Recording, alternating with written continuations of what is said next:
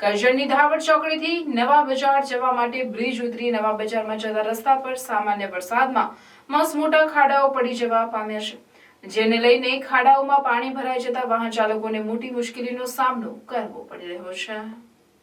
કરજણની ધાવડ ચોકડીથી નવા બજાર જવા માટે બ્રિજ ઉતરી નવા બજારમાં જતા રસ્તા પર સામાન્ય વરસાદમાં મસમોટા ખાડાઓ પડી જવા પામ્યા છે, જેને લઈને ખાડાઓમાં પાણી ભરાઈ જતા વાહન ચાલકોને મોટી મુશ્કેલીનો સામનો કરવો પડી રહ્યો છે, છતાં તંત્રના પેટનું પાણી હલતું નથી।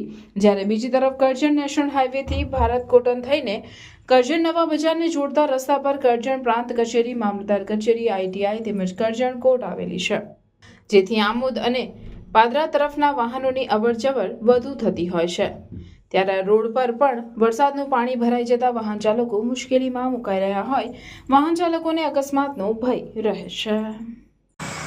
ચોમાસાની શરૂઆતની અંદર જ કરજણ નગરના રસ્તાઓની ખખડધજ હાલત છે। કરજણ નગરની અંદરથી પસાર થતા ઘણા રસ્તાઓની પરિસ્થિતિ અત્યારે અત્યંત દયનીય બની ગઈ છે।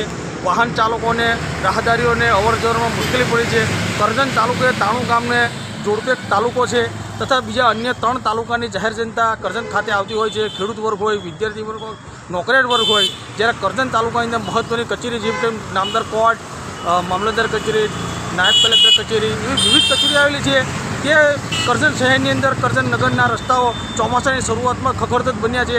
ખાડા રોડ પર એટલા મોટા ખાડા પડી ગયા છે કે વાહન ચાલકો પારાવાર મુશ્કેલીનો સામનો કરી રહ્યા છે અને તંત્રની ઘોર નિંદ્રાના કારણે હાલની પરિસ્થિતિનો ભોગ આ કરજણની જાહેર જનતા બની રહી છે।